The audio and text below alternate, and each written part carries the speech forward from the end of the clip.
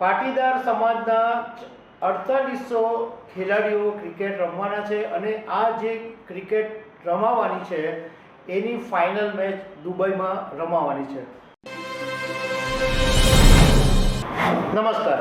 દુનિયાની સૌથી મોટી સોશિયલ ક્રિકેટ ટુર્નામેન્ટનો આજથી આરંભ થઈ ગયો છે અને કોઈ એક સમાજ આટલા બધા ખેલાડીઓને ભેગા કરે, ક્રિકેટ રમાડે, એ સૌથી મોટી ઘટના છે અને આ જે ઘટના છે એ ગિનીસ બુક ઓફ વર્લ્ડ રેકોર્ડની અંદર પણ નોંધાવાની છે।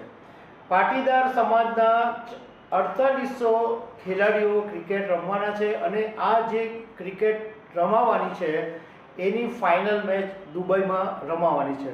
તો આ આખી જે ક્રિકેટ ટુર્નામેન્ટ છે એના વિશે હું તમારી સાથે વાત કરીશ। મારું નામ રાજેશ શાહ છે અને તમે જોઈ રહ્યા છો ગુજરાતના સૌથી મોટા ડિજિટલ ન્યૂઝ પ્લેટફોર્મ ખબર છે.com।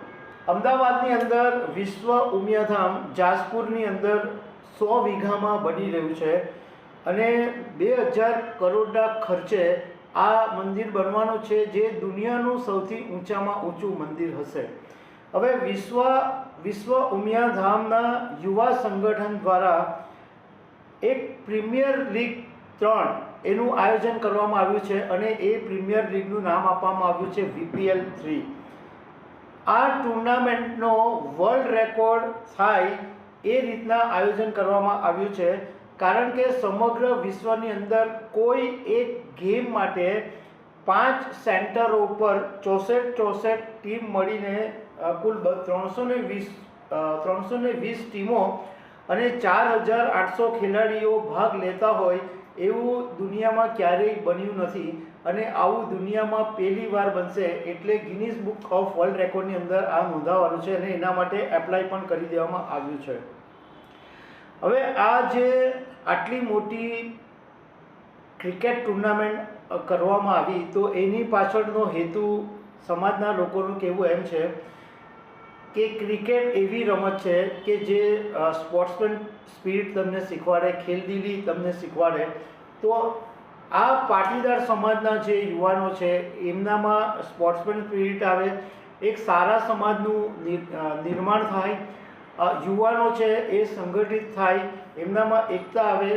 આ બધા કારણોસર આટલી મોટી ક્રિકેટ ટુર્નામેન્ટનું આયોજન કરવામાં આવ્યું છે।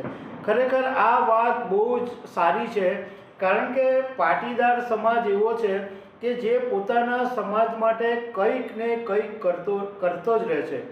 આરોગ્યની વાત હોય, સમૂહ લગ્નની વાત હોય કે કંઈ તકલીફની વાત હોય કે હેલ્થ માટેની જરૂર હોય કે કંઈ પણ હોય, પાટીદાર સમાજ મોટા લેવલે ઘણા બધા સારા કામ છે અને આ વાત બીજા બધા સમાજોએ પણ પાટીદાર સમાજ પાસેથી શીખવા જેવી છે।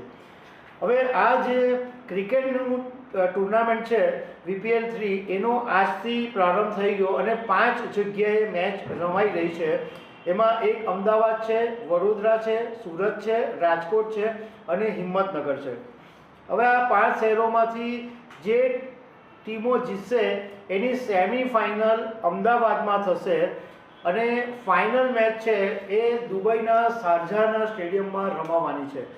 અમે આયોજકો સાથે વાત કરી કે ભાઈ તમે અહીંયા આટલી બધી મેચો રમાડો છો તો ફાઇનલ મેચ રમવા માટે દુબઈ શું કામ?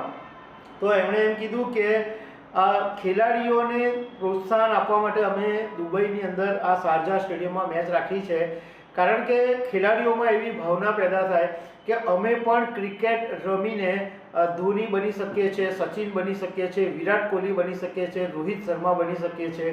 આવી ભાવના એમનામાં પેદા થાય એના માટે અમે દુબઈની અંદર મેચ રાખી છે। જે ટીમ ફાઇનલમાં જીતશે એમને 5 લાખ રૂપિયાનું ઇનામ આપવામાં આવશે અને આ બધી જે આખી મેચો છે એ ટેનિસ બોલથી રમાવાની છે। તો દર્શક મિત્રો, આવી અનેક વાતો સાથે અમે તમને મળતા રહીશું। Thank you very much.